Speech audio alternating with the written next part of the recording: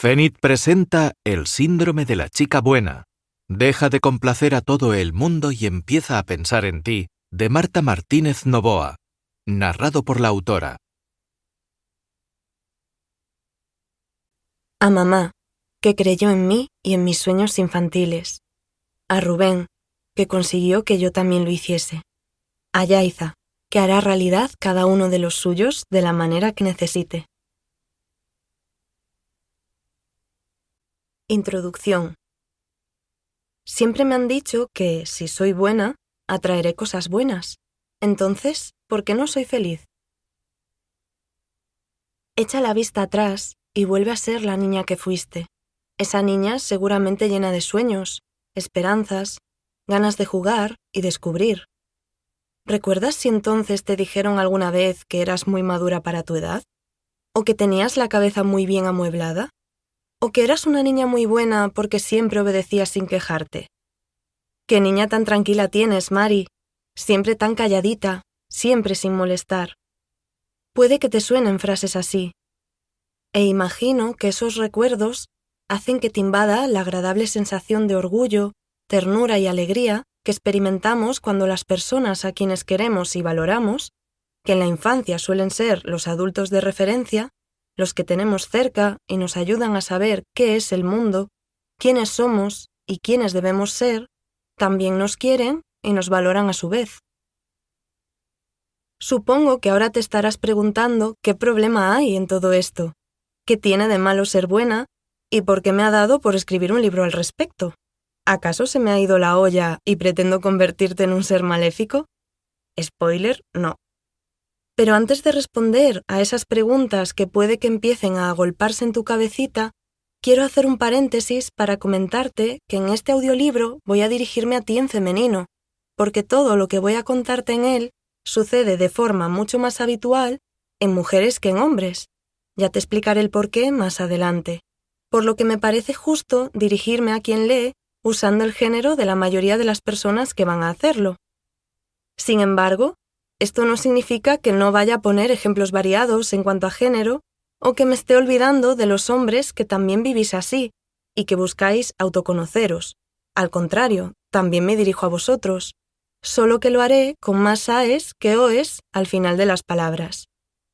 Sé que sabréis entenderme. Igual que nosotras también hemos entendido siempre que en el genérico vosotros estaba incluido el vosotras. Lo mismo, por supuesto, para las personas no binarias. Seas quien seas, me encantará acompañarte. Ahora que ya tenemos claro que este audiolibro es para todas las personas que lo quieran escuchar, independientemente de su género, ¿qué pasa entonces con esa sensación tan maravillosa que teníamos en la infancia cuando nos decían lo buenas que éramos? Pues que probablemente nos llevaba a repetir una y otra vez todo lo que hacía que nos elogiasen por nuestra bondad. Porque de niñas, lo único que queremos de verdad es ser queridas. Así, mediante esas frases que comentábamos al inicio, seguramente construiste tu idea de bondad, basándote en las cualidades que los adultos asociaban con ella. Por ejemplo, fragilidad, dulzura, sumisión, inocencia, corrección, complacencia e incluso indefensión. Y del deseo de explotar estas cualidades al máximo, puede que naciera una de tus primeras creencias de base. Si soy buena, los demás me querrán. Y puede que esta creencia fuera reforzada mediante otras creencias sociales populares, como que las personas buenas atraen cosas buenas, que los buenos siempre ganan, que si eres buena serás feliz, y todas esas ideas sobre el karma y la justicia cósmica que vamos construyendo a lo largo de la vida, y que, a la hora de la verdad, no siempre son fáciles de aterrizar.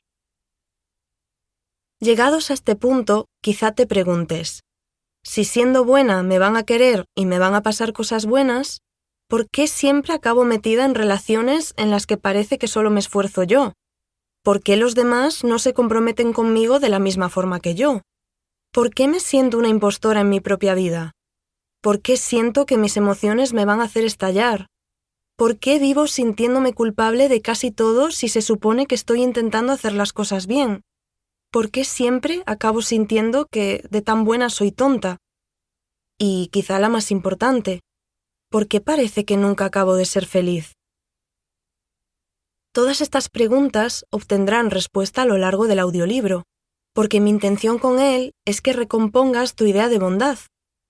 Y es que es muy probable que, hasta ahora, hayas asociado esta idea a esas cualidades que mencionábamos, que van muy ligadas a las expectativas que tiene la sociedad sobre nosotras, que no molestemos, que no nos equivoquemos ni alcemos la voz, ni seamos políticamente incorrectas, ni prioricemos nuestras necesidades, etc., en lugar de a quienes somos en realidad.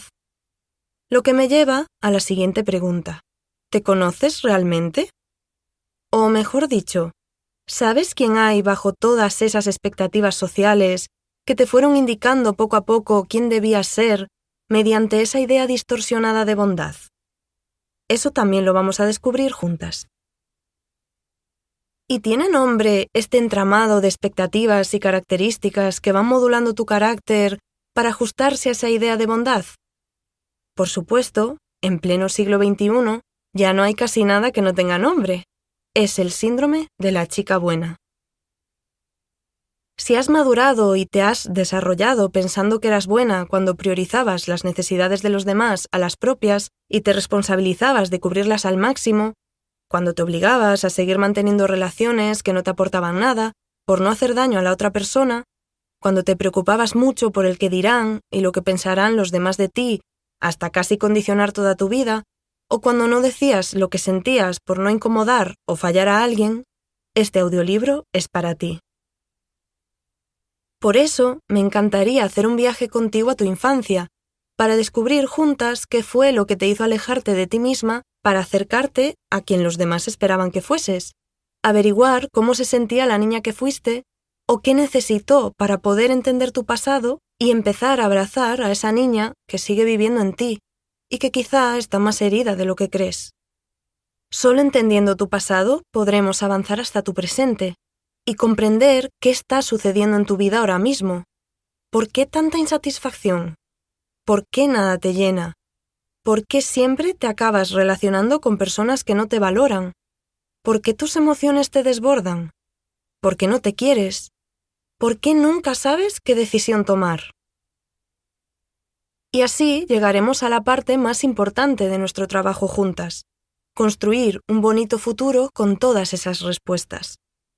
Aprender a autoconocerte y autocuidarte, a poner límites e identificar qué tipo de relaciones quieres en tu vida, a que el qué dirán deje de dictar tu camino, a sentirte segura y confiar en lo que haces, a encontrar todas las emociones que tienes reprimidas en lo más profundo de tu subconsciente y aprender a gestionarlas, a hablarte mejor, a manejar tu ansiedad o enfrentarte a los conflictos para crecer y no desmoronarte. El síndrome de la chica buena no es, ni mucho menos, una enfermedad. Como has visto hasta ahora, es un patrón fruto de ambientes de crianza o referentes muy exigentes que, aun con la mejor intención, proyectaban expectativas muy altas reforzadas por lo que significa ser buena en esta sociedad, y que, paradójicamente, modelaron niñas obsesionadas con ser adecuadas en todas las situaciones y con todas las personas, que se convirtieron en mujeres muy inseguras, que dudan constantemente de su valía y capacidad, y que viven más para los demás que para sí mismas. Si te estás sintiendo identificada con todo esto, lo primero que quiero que sepas es que no es culpa tuya estar como estás ni ser como eres, porque lo único que intentabas era sobrevivir con las herramientas que tenías. Por eso, mi intención con este audiolibro es proporcionarte muchas más, no para que seas la mejor versión de ti, sino la que te dé la gana. Porque ya está bien de vivir solo para dar, de no poder equivocarte, de tener que hacerte pequeña para que otros ocupen más espacio, de tener que apagar tu luz como si eso fuera a hacer que otros brillen más. Ya está bien de no poder ser humana. Así que, desde estas líneas que escribo con toda la ilusión de saber que estás a punto de reconciliarte con muchas partes de ti y de construir un nuevo contexto de bienestar, te doy la mano para iniciar juntas un camino que, quizá por primera vez, no conduce a una supuesta perfección o excelencia, sino a la libertad. Porque quien te quiere de verdad no te quiere perfecta, te quiere libre. Y porque para encontrar la felicidad, sea lo que sea eso para ti, no hay un camino concreto y estandarizado, sino el que decidas construir tú. Bienvenida a este viaje. Parte 1. Aterrizar en ti. Capítulo 1. Yo me adapto a lo que queráis. ¿Qué es el síndrome de la chica buena? Permíteme empezar hablando de mí. A la Marta de 8 años no le gustaban nada las matemáticas. Las odiaba con todas sus fuerzas, y precisamente por eso, en algún momento de la infancia o la adolescencia, no lo recuerdo muy bien, pedí a mis padres que me apuntaran a clases particulares de esa asignatura. No te creas que fue porque la suspendía, no. Fue porque sentía que no la dominaba tanto como otras asignaturas, y eso me hacía sentir tonta. Me bloqueaba. Aunque la pregunta que me hago ahora, muchos años después, es: ¿me bloqueaba porque de verdad no sabía resolver los problemas, porque me daba cosa que los demás vieran que no sabía hacerlo, o porque una buena estudiante como yo no podía bajar el nivel titubeando ante una división con decimales? Probablemente un poco de todo. Pero lo que más recuerdo de mi pequeño calvario infantil con las matemáticas son las infinitas veces que, al comparar mis ejercicios con los de mis compañeros y ver que no coincidían los resultados, yo decidía cambiar los míos. ¿Por qué? Porque estaba segura de que era yo quien se había equivocado y no quería exponerme a eso. Lo paradójico de esto es que yo iba a clases particulares, y mi profesor me había corregido los deberes, así que yo sabía a ciencia cierta que mis resultados estaban bien, pero prefería pensar que mi profesor había corregido mal o que había dado por hecho que lo había hecho bien sin fijarse mucho. Vamos, que en mi cabeza no cabía la posibilidad de que pudiera ser yo quien hubiera acertado el resultado. Entonces, siguiendo mi impulso irracional, lo cambiaba para que coincidiera con los de mis compañeros. Y así, por no equivocarme, me equivocaba. Y por no quedar mal con mis compañeros, quedaba mal conmigo cuando la maestra corregía la cuenta y, ¡oh, sorpresa!, estaba mal. Y todo por no confiar en mis capacidades, ni, por lo visto, en las de mi profesor particular. Pero ese ya es otro tema. Este es solo un ejemplo del síndrome de la niña buena que yo también sufrí, pero que afortunadamente y con mucho trabajo personal he logrado abandonar casi por completo, o hasta donde me lo permite la estructura social, vaya, pero de eso ya hablaremos más adelante. En el ejemplo aparecen varios factores que me llevaban a cambiar el resultado de mis ejercicios, pero uno de ellos era la necesidad de adaptarme a lo que yo creía que se esperaba de mí, que era tener el resultado correcto. En general, siempre se ha dicho que la capacidad de adaptación es una característica positiva, y lo es. Pero, ¿qué pasa cuando esta adaptación es indiscriminada e irreflexiva? Pues que nos abandonamos a nosotras mismas por el camino. Esto se llama técnicamente síndrome de sobreadaptación, término acuñado por el psicólogo David Lieberman, que lo definía como la tendencia a intentar complacer a los demás y cumplir con las expectativas ajenas, viviendo de forma disociada a la verdadera esencia. Es decir, que intentas adaptarte tanto a los demás que, al final, te olvidas de ti misma. Como el agua que está dentro de un recipiente, que podría tener cualquier forma, pero se adapta al espacio disponible y, si no sale nunca de ahí, no tendrá nunca otra forma. Generalmente, las personas que desarrollan este síndrome de sobreadaptación tienen un miedo atroz al rechazo y al abandono. Más adelante te explicaré por qué. De modo que su cerebro idea un plan sin fisuras para evitarlo, que se resumiría en: si inhibo mi espontaneidad y todo lo que soy, seré lo que los demás quieren que sea, y así me querrán. Entiéndase la ironía del sin fisuras, porque, por supuesto, ese razonamiento inconsciente de nuestro cerebro siempre hace aguas. ¿Por qué? Porque es imposible ser lo que los demás esperan, porque los demás no son un ente compacto y homogéneo con expectativas estáticas. Cada persona esperará algo diferente de ti, y ese algo está modelado por sus experiencias, su sistema de valores y creencias, las heridas emocionales que intenta reparar inconscientemente, y un larguísimo etcétera. Y porque, aunque no es imposible vivir siendo alguien que no eres, el precio que pagas por intentarlo es muy alto. Reprimir emociones desagradables que, por ejemplo, se convierten en el mejor de los casos en una diarrea y en el peor en un problema intestinal a largo plazo, establecer relaciones asimétricas donde tú eres invisible y, sobre todo, ser infeliz, porque no construirás una vida a tu medida, sino a la medida de los demás. Y no creo que valga la pena vivir renunciando desde el minuto 1 a la posibilidad de poder ser feliz. Pero volvamos al síndrome de la chica buena, cuyo nombre, por cierto, no es mío, sino que se lo puso la psicóloga estadounidense Lois P. Frankel. En su libro de 2004, Las chicas buenas todavía no llegan a los puestos directivos.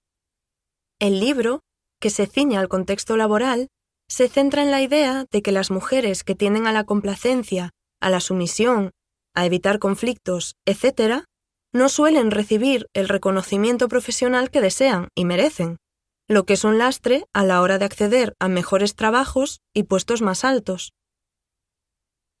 Sin embargo, el término no se popularizó hasta la publicación en 2008 del libro de la psicoterapeuta Beverly Engel, Nice Girl Syndrome, el síndrome de la niña buena. Fue ella quien investigó y descubrió que había un patrón común en muchas de las mujeres víctimas de abuso y maltrato, que ella denominó el síndrome de la chica buena.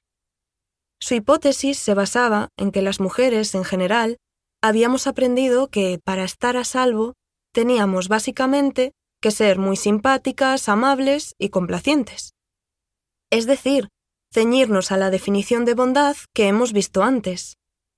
El trabajo de Beverly nos ayuda muchísimo a derribar mitos que las mujeres tenemos muy interiorizados y que nos abocan a las relaciones abusivas.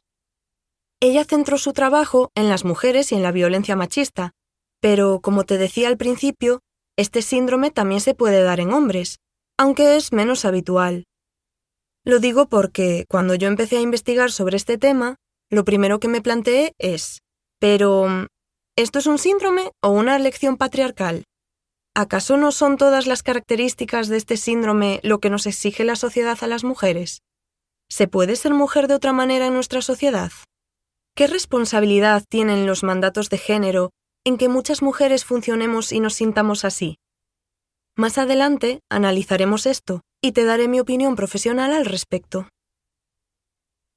Al hilo de esto, y para que sepas cuál va a ser mi abordaje a lo largo del audiolibro, quiero que sepas que a mí no me gustan nada los discursos que puedan ser mínimamente culpógenos, es decir, que considero que las narrativas que se integran mediante el yo soy la culpable absoluta de que me pasen cosas malas no ayudan a entender nada y, por el contrario, son perjudiciales y bloquean. En cambio, sí creo que es importante identificar y abrazar nuestro pedacito de responsabilidad en los acontecimientos negativos que nos ocurren habitualmente, porque eso nos empodera y nos moviliza al cambio. Sé que a veces puede ser difícil diferenciar culpa de responsabilidad. La culpa conduce a la decepción, mientras que la responsabilidad nos dice que somos humanas y, como tales, nos equivocamos. Esto último es mucho más empoderante porque no hace que nos flagelemos, sino que enfoquemos nuestra energía en averiguar qué podemos hacer para cambiar las cosas y distinguir entre lo que depende de nosotras y lo que no. Te cuento todo esto porque las personas que sufren el síndrome de la chica buena conectan muy fácilmente con la culpa y les cuesta pasar de esta a la responsabilidad. Y porque lo poquito que se ha estudiado y divulgado hasta ahora sobre este síndrome, estoy segura de que, sin intención, tiene cierto aire culpógeno. Es decir, por lo que he visto, se centra mucho en el «amiga, date cuenta», y en el «chica, espabila y deja ya de caer en relaciones abusivas», un discurso que desvía un poco la atención del hecho indiscutible de que el único responsable de una situación de maltrato es el maltratador, nunca la persona maltratada. Y además, en esta vida, las relaciones con los demás no lo son todo. De hecho, la relación más importante que tenemos es con nosotras. Por eso me gustaría centrarme también en ella, en que tú seas una buena compañía para ti misma, que es con quien vas a estar toda la vida. Dicho esto, entiendo el enfoque de esta divulgación porque, hasta hace prácticamente 2 días, lo habitual era que la tradición machista que todos y todas mamamos nos empujara a mirar a las mujeres con mucho más paternalismo y condescendencia que hoy en día, aunque aún quede mucho por hacer. Por eso, aunque sé que es un tema delicado, me gustaría actualizar un poco el abordaje de estos temas, para que al escuchar este audiolibro no pienses que hasta ahora lo has hecho todo mal porque querías, o porque eras tonta, y que todo lo malo que te ha pasado ha sido causado exclusivamente por ti, porque no es así para nada. Dicho esto, mi objetivo es que este audiolibro te proporcione una serie de herramientas que no habías tenido hasta ahora, y cuya carencia facilitaba que ciertas personas con malas intenciones se acercasen a ti. Pero esto nunca fue culpa tuya, porque nadie nace con todas las herramientas emocionales necesarias para la vida debajo del brazo, y, afortunadamente, siempre estamos a tiempo de aprender.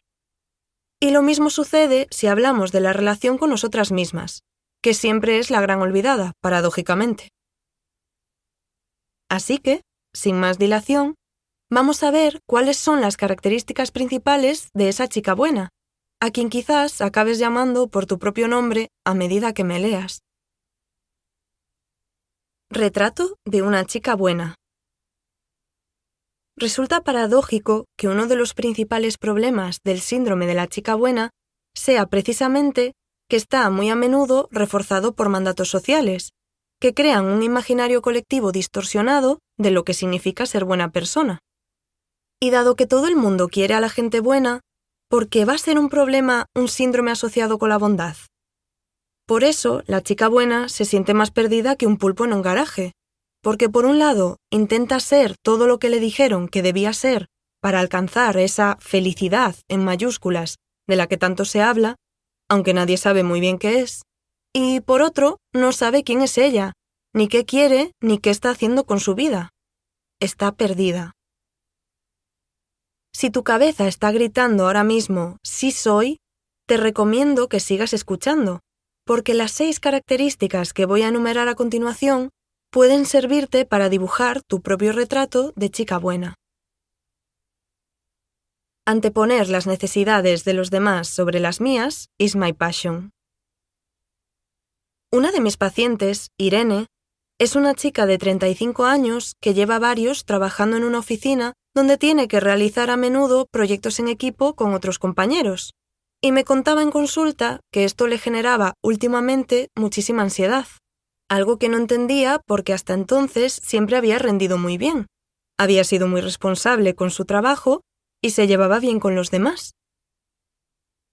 A medida que fuimos explorando el tema, salieron a la luz detalles como, por ejemplo, que había 2 compañeros nuevos que aún no habían pillado la dinámica de la empresa, y que Irene dedicaba bastante tiempo de su jornada laboral a explicarles cosas que supuestamente ya habían aprendido en una formación obligatoria.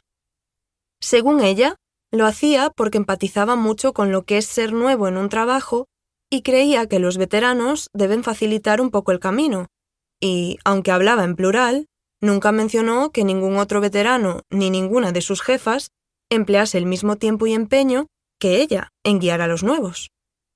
También me comentó que, precisamente por ayudar a estos compañeros, se le quedaban muchas tareas sin hacer, algunas que implicaban a otros compañeros y que, al final, decidía quedarse más horas en el trabajo para terminarlo todo, porque es justo que me encargue yo sola, porque soy yo quien he retrasado a los demás por ayudar a los compis nuevos.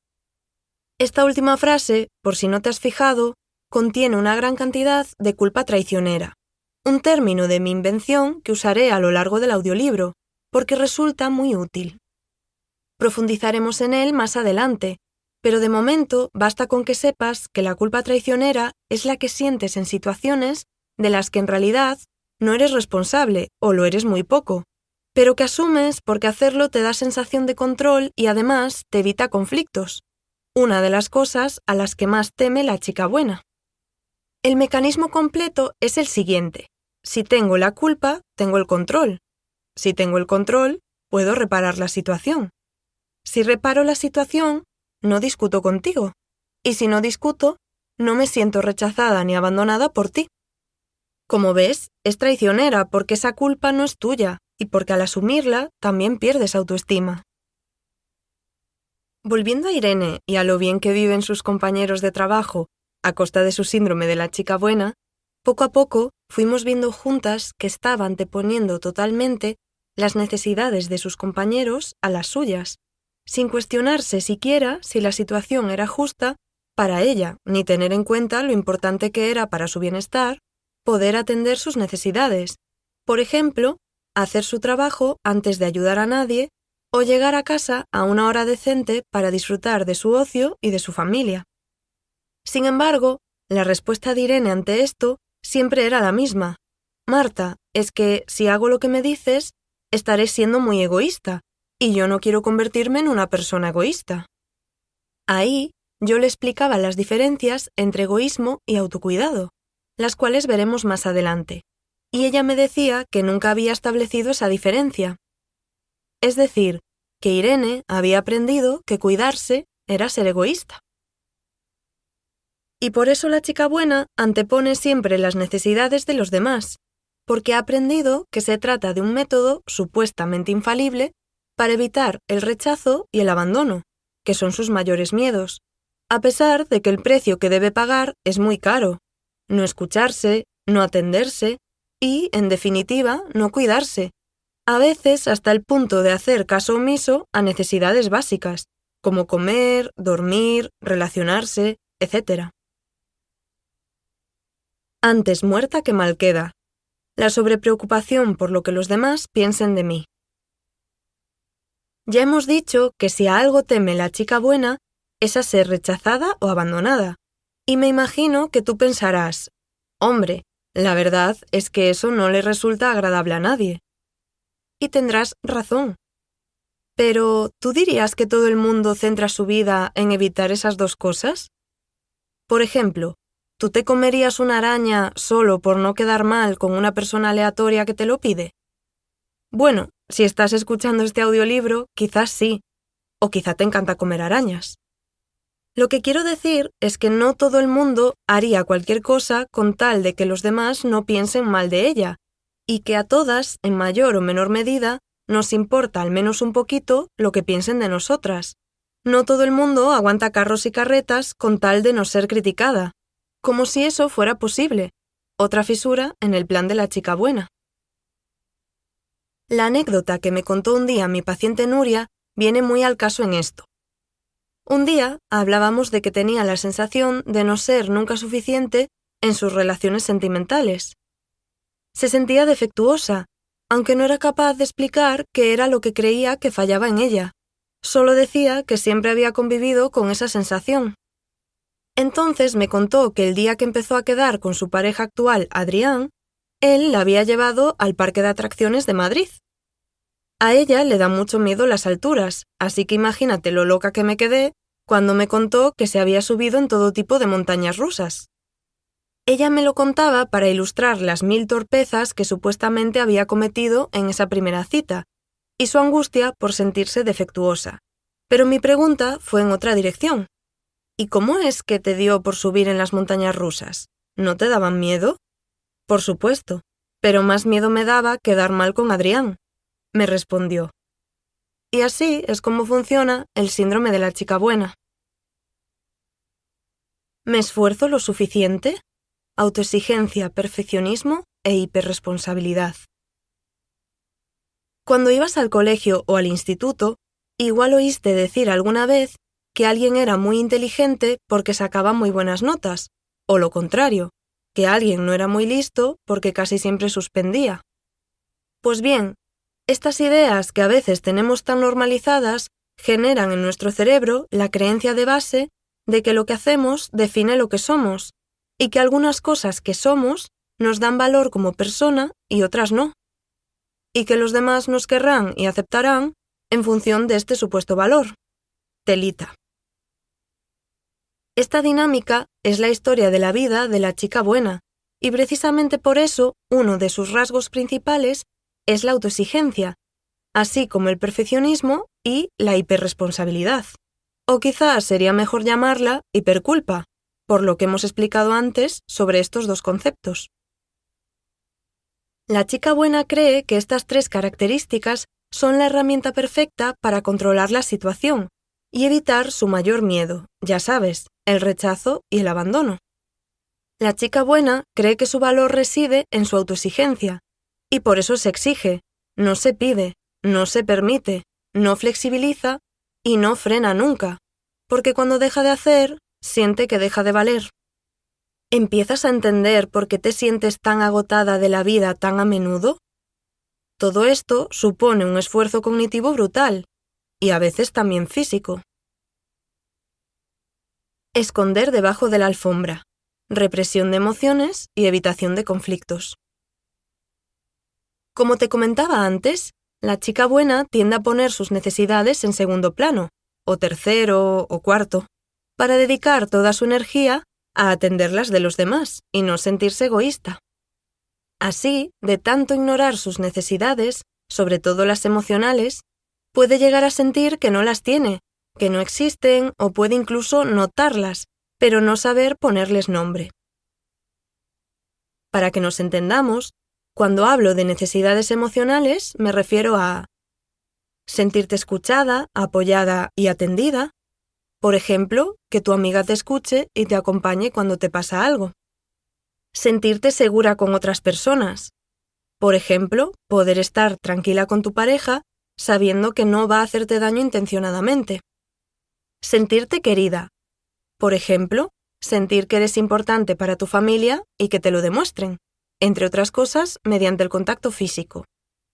Sentirte parte de un grupo. Por ejemplo, sentir que tu pareja, tus hijos y tú formáis un todo y que os protegéis y os cuidáis mutuamente.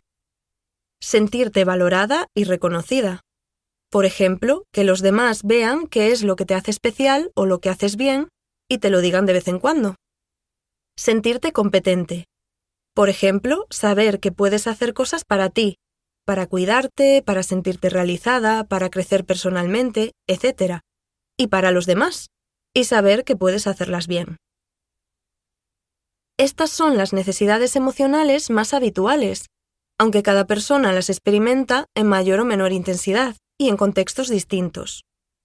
Como es obvio, las chicas buenas también tienen estas necesidades.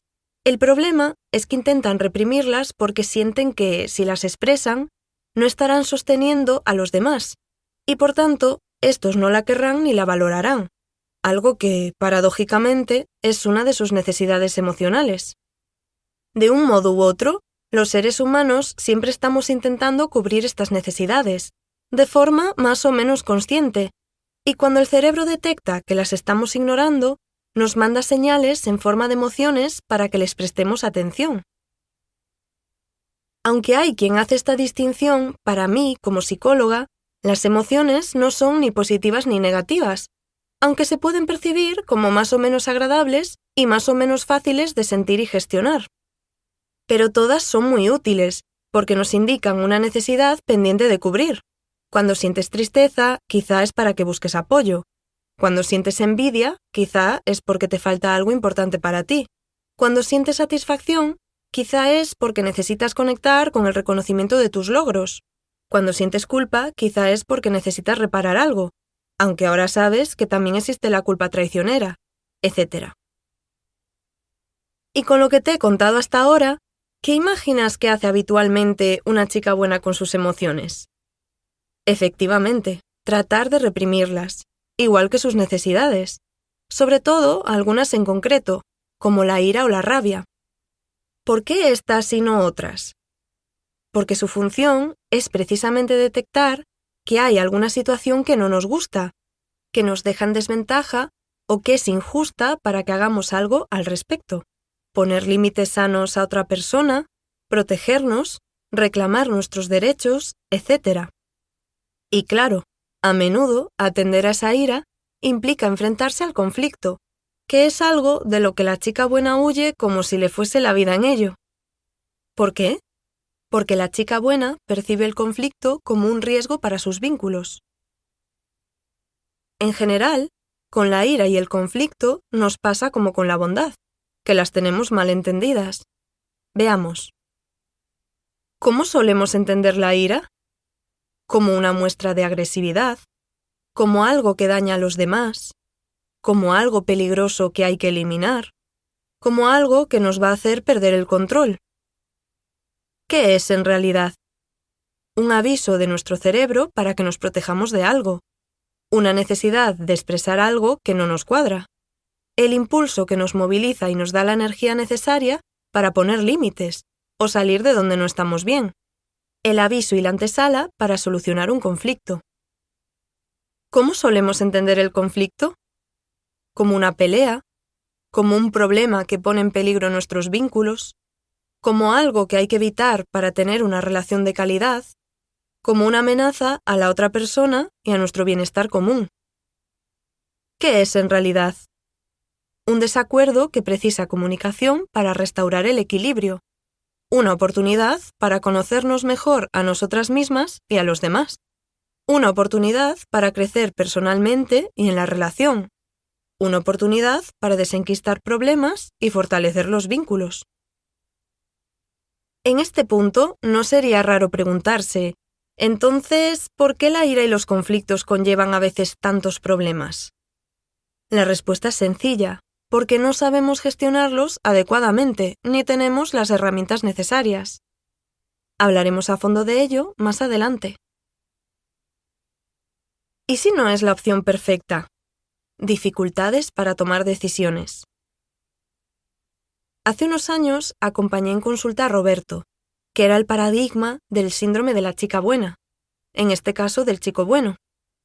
Una de sus mayores preocupaciones era que le costaba muchísimo tomar decisiones. Daba igual si el tema era comprar unos pantalones vaqueros o unos negros o cambiar de trabajo. Ambas situaciones eran un desafío insalvable para él. La razón, que creía que su valía, en cierto modo, dependía de si decidía bien o mal, signifique eso lo que signifique. Y es verdad que, igual que antes hablábamos de que hay quienes valoran y se valoran en función de lo que hacen, aquí lo que hacemos es elegir otro factor como medida: nuestro trabajo, nuestra pareja, dónde vivimos, qué comemos, cómo vestimos. Sí, ya sé que puede parecer superficial, pero todas filtramos inconscientemente la realidad mediante estos detalles, porque nos permiten simplificar algo tan complejo como establecer el valor que otorgamos a alguien o la opinión que nos merece. Por eso, a la chica buena y, en este ejemplo, a mi paciente Roberto, les cuesta tanto decidir. ¿Y qué es lo que más bloqueaba a Roberto? Te cuento. El miedo a equivocarse y, por lo tanto, a que el error lo definiera. El perfeccionismo. La idea de que todo podría ser mejor puede provocar la parálisis por análisis, es decir, un bloqueo a la hora de decidir porque se intentan tener en cuenta todos los aspectos y puntos de vista hasta entrar en un bucle que impide tomar la decisión. Hablaremos largo y tendido de esto, pero ya te adelanto una frase que digo mucho a mis pacientes: siempre es mejor hecho que perfecto. La procrastinación, que, por si no te suena la palabreja, define, por ejemplo, el hecho de postergar tus obligaciones porque estás muy a gustito en el sofá. Pues bien, a veces no postergamos las cosas por pereza, sino precisamente por perfeccionismo, y así entramos en el bucle que explicábamos en el punto anterior. La próxima vez que estés postergando una decisión, pregúntate: ¿es por pereza o porque sientes que no hay ninguna respuesta que sea lo suficientemente adecuada? Dar una credibilidad excesiva al criterio de los demás y muy poca al propio. Como ahora ya sabes, una de las características de la chica buena es que depende de la opinión de los demás. Por eso, Roberto consultaba a menudo a todas las personas posibles de su entorno cercano cuando tenía que tomar una decisión, y según las opiniones que recibía, modulaba la propia, lo que le creaba cada vez una mayor confusión a la hora de elegir. Esto sucedía porque creía que el criterio de los demás era más válido que el suyo, algo muy relacionado con la necesidad de encajar y ser aceptado. No sabía tomar decisiones sin guía. Esto está muy relacionado con el punto anterior. Roberto se sentía totalmente incapaz de tomar decisiones sin que alguien le guiara por el camino correcto. De pequeño, esta guía habían sido sus padres, y ahora que era adulto, este rol recaía sobre todo en su pareja Pablo. ¿Por qué? Una hipótesis que manejamos en terapia fue la sobreprotección exagerada de la que había gozado en su entorno familiar desde muy pequeño. Porque la sobreprotección, lejos de protegernos, que es lo que intentan quienes se relacionan así con nosotros, nos hace vivir en una jaula de cristal de la que estamos convencidas que no podemos salir solas. Más adelante te explicaré todo esto con más calma, porque es un factor muy presente en quienes padecen el síndrome de la chica buena. Todos estos factores complicaban tanto la toma de decisiones para Roberto que le hacían sentirse estancado, otro rasgo característico de la chica buena, que tiende a sentir que es su vida quien la gobierna, en lugar de lo contrario. Ser un personaje secundario de la propia vida, complacencia y sobreadaptación. La última característica de la chica buena no es más que la consecuencia de todo lo anterior, dejar de ser la protagonista de su propia vida para convertirse en personaje secundario. Y los fenómenos que refuerzan este desplazamiento son la complacencia y la sobreadaptación. La sobreadaptación ya la conoces, porque te la he mencionado al principio, y la complacencia se refiere, en este caso, al conjunto de actitudes que te llevan a tolerarlo todo o casi todo con tal de agradar, complacer o ser reconocida y aceptada por otros.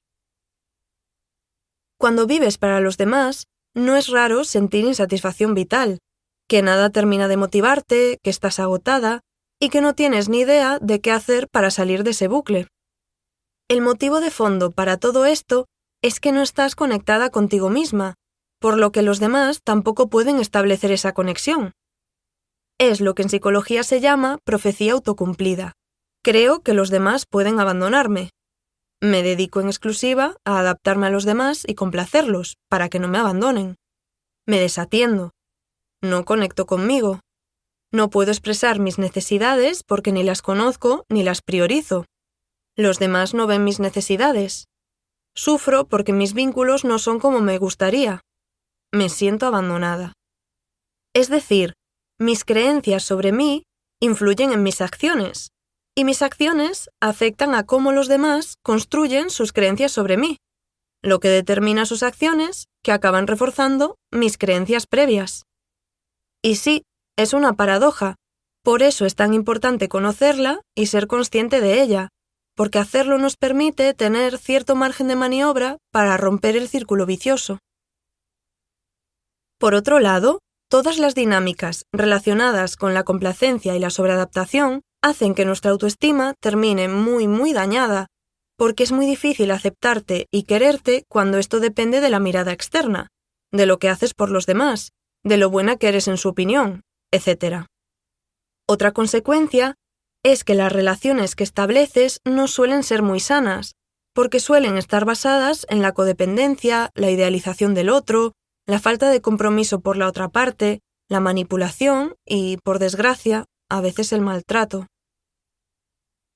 Y por si todo esto fuera poco, sentirte un personaje secundario de tu vida puede dar lugar a lo que las psicólogas clínicas Pauline Clance y Suzanne Imes bautizaron en 1978 como el síndrome de la impostora. Sí, ya sé que estarás pensando que los psicólogos somos un poco pesaditos con lo de los síndromes, pero como ya he dicho, es una forma sencilla de denominar un conjunto de síntomas que da lugar a un patrón de comportamiento estable en el tiempo, que no constituye un trastorno ni una enfermedad, pero que sí conlleva malestar psicológico, interfiere negativamente en la vida o limita algún aspecto. Como digo siempre, poner nombres ayuda a identificar mucho mejor qué está pasando y a ponerle remedio. Volviendo al síndrome de la impostora, consiste en un cuadro psicológico que hace que te percibas como un fraude. Es decir, que vives con el temor de que los demás descubran que, en el fondo, no eres tan guay, o tan inteligente, o tan empática, o tan buena, o tan lo que sea como ellos te ven. Esto hace que te cueste muchísimo reconocer y abrazar tus logros, y que te pases la vida pensando que los demás te abandonarán, te rechazarán o te criticarán en cuanto descubran cómo eres, en realidad. Una realidad que se basa en una creencia distorsionada tuya, porque no se concreta en una serie de características claras, sino que es más bien una sensación. Como ves, el síndrome de la impostora y el de la chica buena tienen muchas cosas en común, por eso suelen ir de la mano, y ambos son muy limitantes y suponen un gran lastre para el desarrollo de una autoestima sólida y sana. Como habrás entendido llegadas a este punto, es muy importante reconocer y gestionar todo lo que conlleva el síndrome de la chica buena, porque nos afecta y nos limita en muchos ámbitos, a menudo sin que seamos conscientes de ello. Resumiendo, la chica buena aprendió que la bondad es complacer, aunque eso implique dejar de lado sus propias necesidades, no enfadarse nunca, aunque eso conlleve reprimir sus emociones y no poner límites a quienes le hagan daño, ser extremadamente prudente, aunque eso suponga no disfrutar de la vida, ser correcta y perfecta, aunque eso la lleve a machacarse continuamente y no permitirse algo tan humano como equivocarse, no incomodar, aunque eso signifique no ser como ella es ni hacer lo que ella quiera, tener siempre un papel secundario, aunque eso la aboque a idealizar a los demás y sentirse obligada a someterse para establecer vínculos y sentirse vista. Todo lo cual la lleva a creer que, cuando se prioriza, es egoísta, cuando se equivoca, es un fracaso, cuando pide, es una impertinente, cuando disfruta, es una descerebrada, cuando destaca, es una prepotente. En conclusión, que la chica buena cree que no es buena y que ni siquiera merece las cosas buenas, es decir, que la quieran, ser válida y ser feliz. En las próximas páginas vamos a redefinir juntas el concepto de bondad, para romper con este marco mental. El buenómetro. ¿Cuánto síndrome de la chica buena hay en ti? Para mí es muy importante que al leer mis libros te sientas protagonista, es decir, que sepas dónde encajas tú en todo el rollo que te voy soltando y que adquieras las herramientas que necesitas para afrontar y mejorar tu realidad. Por eso creo que es importante que establezcas tu punto de partida, es decir, que determines cuánto síndrome de la chica buena hay en ti y qué características tienes más arraigadas o te cuesta más gestionar. Hacerlo te servirá para saber qué partes del libro son las más beneficiosas para tu situación. Para ayudarte, te voy a hacer una serie de preguntas que he denominado el buenómetro, porque soy una persona muy visual, y esa palabra me lleva a imaginar un termómetro donde las preguntas son los grados, de forma que cuantas más respondas con un sí, más sube la temperatura, y más incrementa tu síndrome de la chica buena.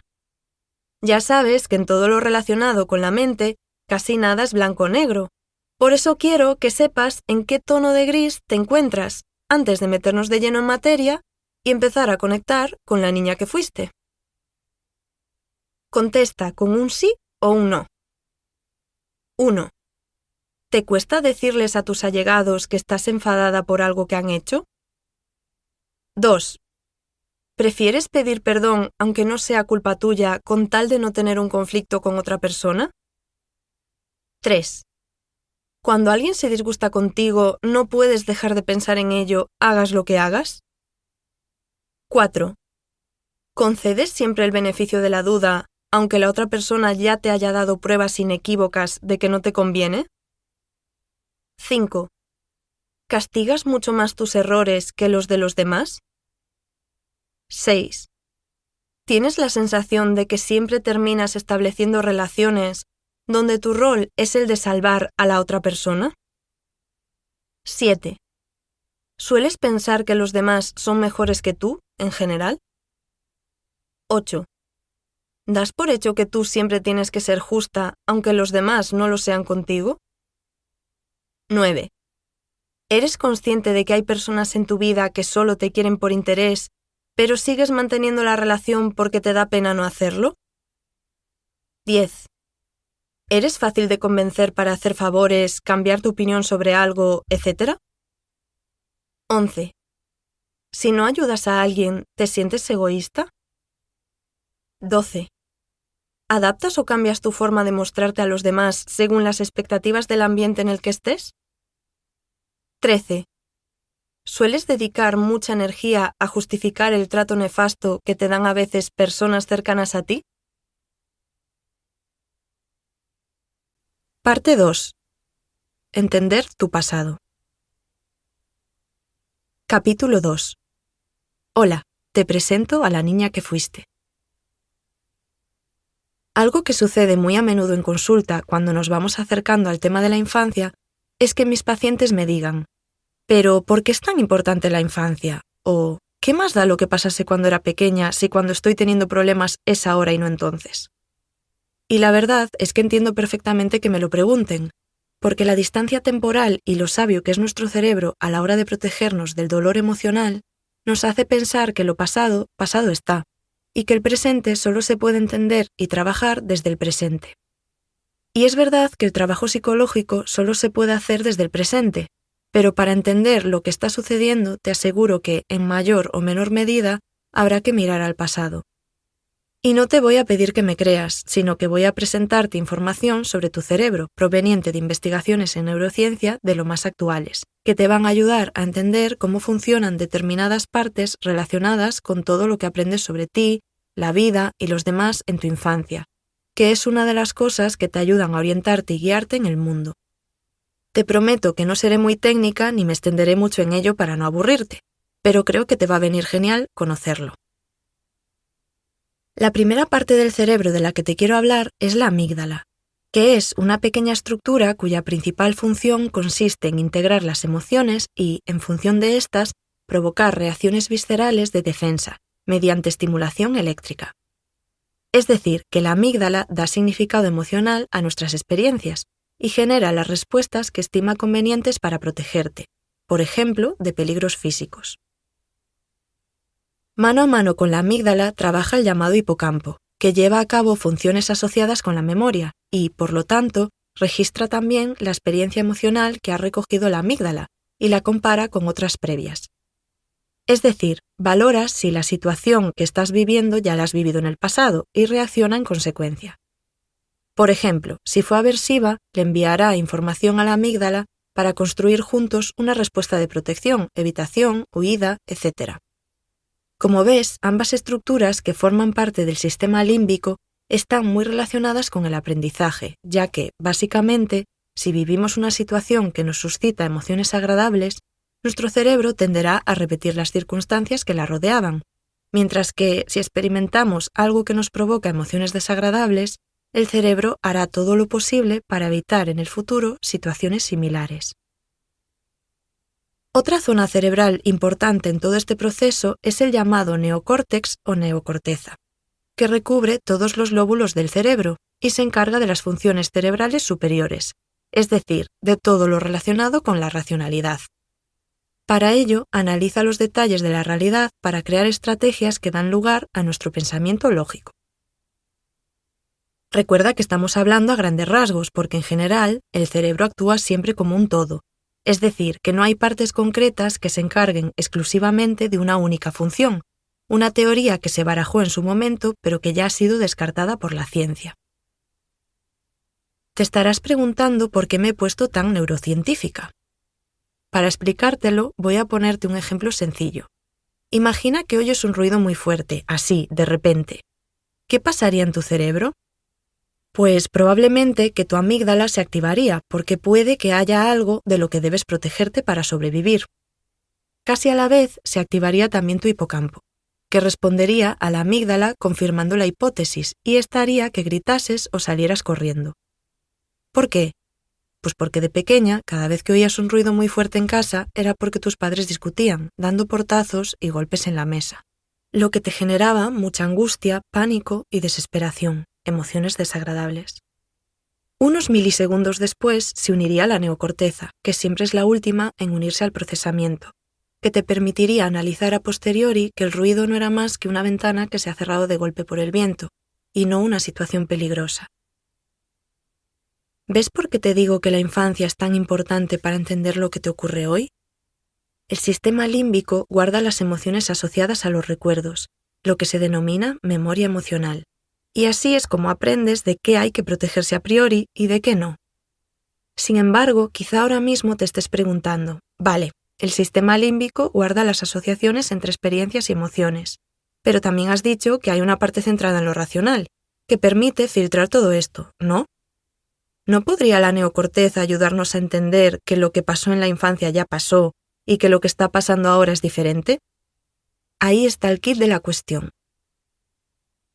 A veces, lo que ocurrió en el pasado solo se registra claramente en nuestro sistema límbico, sobre todo si nos referimos a la infancia o a la adolescencia. ¿Por qué? Porque en la infancia y parte de la adolescencia aún no contamos con los recursos cognitivos suficientes para hacer este análisis racional a posteriori, que da sentido a determinadas situaciones, por lo que nos quedamos solo con la asociación que hace nuestro sistema límbico, que queda grabada en nuestra memoria emocional. Esta asociación es muy primitiva porque solo está basada en lo emocional. Aquí no hay una parte del cerebro que se active para decirte que es la ventana cerrándose por el viento, como en el ejemplo. Y por eso hay veces que se nos activan respuestas emocionales muy intensas en la edad adulta, que no entendemos de dónde vienen ni qué hacer con ellas. Es lo que te ocurre cuando notas que te enfadas desproporcionadamente porque alguien te ha interrumpido, o no te está escuchando con atención, o te corrige, o te da una respuesta ambigua sobre algo que es importante para ti. Es muy probable que detrás de todas esas reacciones intensas a determinadas situaciones que pueden ser cotidianas esté tu sistema límbico tratando de protegerte de alguna herida de tu infancia, de la que quizá no eres del todo consciente. En este proceso es muy importante la amígdala, porque el fenómeno principal es lo que el psicólogo Daniel Goleman denominó secuestro amigdalar o emocional, es decir, la amígdala se activa frente a una situación que reconoce como muy amenazante y secuestra o paraliza todas las áreas implicadas en el procesamiento racional para protegernos mediante respuestas viscerales. Hace tiempo tuve una paciente llamada Amalia, que por aquel entonces tenía 36 años.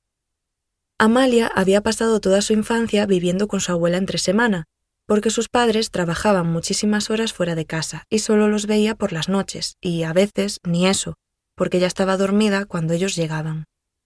Los fines de semana los pasaba con ellos, pero lo que más recordaba de esos días era estar jugando sola y en silencio en su habitación, porque sus padres estaban muy cansados de trabajar toda la semana y se echaban siestas larguísimas, así que no podían jugar con ella y ella debía hacer poco ruido para dejarlos descansar. Cuando Amalia vino a consulta, lo hizo sobre todo angustiada porque sus parejas siempre respondían a un mismo patrón, personas que nunca se comprometían ni se implicaban con ella a fondo. Sin embargo, ella sí lo daba todo en la relación, cualquier cosa con tal de que la otra persona no se fuera de su vida, incluso a pesar de que a veces ella misma reconocía que no le aportaban tanto como para justificar tanta implicación por su parte. Esa paradoja le hacía explotar el cerebro, no entendía nada. Con el tiempo fuimos viendo juntas que la niña que había sido se había sentido muy abandonada y muy sola. A ella le costó entenderlo. Siempre me decía, pero Marta, si yo entendía perfectamente que mis padres tenían que trabajar muchas horas para poder darme de comer, comprarme ropa y asegurarme un futuro, ¿cómo me iba a sentir abandonada? Pues precisamente porque todo ese análisis racional lo había ido construyendo su neocorteza, cuando había tenido la capacidad de hacerlo, de más mayor, pero en su sistema límbico había quedado grabado el dolor por el abandono y la soledad. La Amalia niña solo sabía que cuando sus padres no estaban se sentía sola y abandonada, no podía explicarse nada más. Y esa misma Amalia niña, guiándose por las emociones que su sistema límbico iba asociando a otras experiencias, fue configurando su síndrome de la niña buena, entendiendo que, si se portaba bien, jugaba sola y en silencio, sus padres estarían contentos con ella, porque era lo que necesitaban. Amalia entendió que sus padres la querían y la valoraban cuando se las apañaba sola y anteponía las necesidades de los adultos a las suyas como niña, que eran jugar y pasar tiempo de calidad con sus padres. Y eso mismo era lo que sucedía en la actualidad en sus relaciones de pareja. Ella siempre estaba disponible al 100% para sentirse válida y querida y por temor a que la abandonasen, mientras que la otra persona solo se implicaba un 30%. Ese miedo también hacía que Amalia tuviera reacciones emocionales muy intensas cuando sus allegados se mostraban menos cercanos. Cosas tan aparentemente triviales como que su amiga María escribiera «hola» en un mensaje en lugar de «hola», que suena más cordial. Le hacía plantearse si se había dañado el vínculo con ella. ¿Acaso María iba a abandonarla? Este tipo de preguntas la asaltaban cuando su sistema límbico activaba con fuerza emociones desagradables muy intensas para protegerla, frente a determinadas situaciones que, a pesar de los esfuerzos del neocórtex... Para seguir escuchando este audiolibro gratuitamente, haz clic en el enlace de la descripción del vídeo. Podrás escucharlo sin coste con la prueba de 30 días de Audible.